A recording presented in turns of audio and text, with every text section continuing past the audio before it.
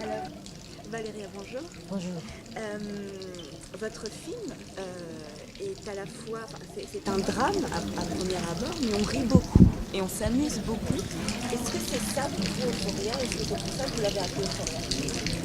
Oui, c'est une des raisons que les titres, c'était une des premières choses que j'ai pensé à dès que j'ai commencé à écrire. Parce que je voulais cet sentiment gai tout le temps sur une histoire très grave aussi, intime, que ça nous regarde tous. Parce qu'éventuellement, de perdre ou d'avoir peur de perdre quelqu'un qu'on aime, c'est notre peur plus profond. L'autre, c'est notre propre mort. Mais après ça, c'est de perdre, d'être abandonné par les autres qu'on aime. En même temps, je ne voulais pas que ce soit un film avec un sujet grave, avec un poids. Je voulais que ça vole. Je voulais que ça soit drôle comme dans la vie, je veux dire. On vit très souvent des moments très difficiles et très douloureux dans la vie, qu'en même temps, quelquefois, ça sont ridicules, ou ça sont bizarres, des accidents. Et je voulais essayer de reporter ça, cette espèce de changement de ton tout le temps.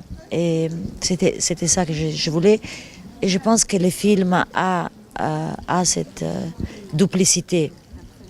Et c'est un sujet, on a l'impression, parce que c'est votre deuxième long métrage en tant que réalisatrice, le premier, Miele, traité de l'euthanasie et de ce rapport, de cette peur de la mort aussi. C'est un sujet qui revient une deuxième fois. C'est mon deuxième film et je commence à faire déjà tous les fois le même film. Tu sais comme on dit que les auteurs font toujours le même film? Moi j'ai déjà commencé. Non, la vérité c'est que je ne l'ai pas fait exprès. Je ne voulais pas faire après Miele un film sur la mort. Ce n'était pas mes intentions. Peut-être inconsciemment, oui. Mais je ne voulais pas traiter de nouveau la mort. Mais ces deux films sont comme frères et sœurs. Miele, c'est la sœur et Euphorie, c'est les frères. Où, dans un film, il y a la mort, mais il y a comme une espèce de consapevolezza, comme on dit. Quand on assume l'idée de la mort. Parce que c'est sur les gens qui veulent mourir. Parce qu'ils ont trop de douleur, parce qu'ils sont malades, et qu'ils décident de mourir. Là, c'est sur la rémotion, sur la remove, comme on dit. On ne veut pas savoir. Alors c'est le contraire un peu. C'est notre peur de la mort, notre peur de la douleur. Pendant que là, c'était un autre sentiment. Et il y a vous êtes dans ce film, quelle réalisatrice êtes-vous en fait? Non, c'est vous. Dites-moi, je ne sais pas, parce que je quitte. On sent en tout cas l'émotion, beaucoup d'émotions. On sent que vous aimez vos acteurs, c'est peut-être le fait que vous soyez actrice vous-même. Vous avez beaucoup d'empathie, je trouve, pour les acteurs. Vous les aimez beaucoup, vous les filmez beaucoup. Il y a des gros plans. On sent que vous aimez vos personnages et vos acteurs. Je suis actrice et j'essaye d'être avec mes acteurs comme je voudrais être traitée par mon réalisateur. Au moins d'être regardée, d'être protégée et d'être libérée pour essayer de faire des choses que quelquefois, tu sais, les acteurs, ils s'exposent beaucoup. Ils doivent aussi interpréter ton point de vue. Ils sont comme des animaux sacrés. Hein? Au mieux, quelquefois, sont comme des clowns aussi. Mais sont des êtres que, dans les moments de la créativité, il faut protéger quand même. Et c'est ça que je cherche de faire. Et oui, vous avez dit tout à l'heure que vous n'aviez pas fait exprès de traiter ce film, parce que apparemment c'est tiré d'une histoire vraie. C'est quelqu'un de votre entourage qui a vécu cette histoire. Si, c'est pas bien sûr. L'histoire, ça a changé beaucoup, mais l'inspiration pour les films, c'est une histoire vraie, oui, que s'est passé un très très bon copain à moi et son frère, qui n'est plus là. Et j'ai senti quand mon copain me racontait des anecdotes de leur vie en commun, tellement d'amour et aussi des erreurs. Je trouvais qu'il y avait beaucoup à faire avec tout le monde. C'était pas une histoire italienne. Oui, dans tous les pays, on a des différentes mentalités, religions, voilà. Alors chacun a des différentes réactions, ça c'est sûr. Mais à la fin de tout, notre cœur, notre père, c'est la même, non? Voilà. Vous tournez beaucoup en tant qu'actrice et vous avez le temps quand même de réaliser des films. Dans ce futur proche, vous voyez plus réalisatrice qu'actrice ou les deux Les deux, si c'est possible, jusqu'à que je peux travailler comme actrice. J'aime beaucoup mon travail, mais c'est vrai que la réalisation des films, c'est ma nouvelle vraie passion.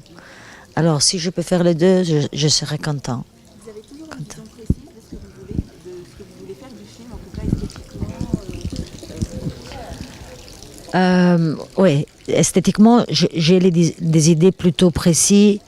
Je veux dire, j'ai une idée de la beauté, que c'est la mienne, ça ne veut pas dire que c'est la vérité, mais j'ai une idée, j'ai un goût cinématographique que j'ai appris pendant beaucoup des années en travaillant comme actrice. Mais par exemple, sur la forme, j'essaie toujours plus ou moins qu'est-ce que je veux, mais sur les contenus, ce que je veux raconter, c'est plus difficile. Par exemple, là, je voudrais bien trouver tout de suite quelque chose à raconter, mais je ne l'ai pas. Ça me prend du temps, pour... Ouais. Et ce casting, justement, les acteurs, ça a été une évidence pour vous, les personnages de Matteo, de Ettore, tout le casting. Est-ce que vous aviez des idées précises ou vous avez passé des castings? J'ai fait beaucoup de castings, même si les personnages d'Ettore, les frères plus grands, j'avais toujours plus ou moins dans ma tête Valerio Mastrandrea, parce que un grand acteur, et aussi va savoir pourquoi il est rentré dans mon imagination tout de suite pour ce rôle, pendant que Matteo, que c'était aussi le rôle un peu plus difficile à trouver, parce que c'était un rôle que ça, si c'est pas l'acteur qu'il faut, tu peux le détester, tu vois.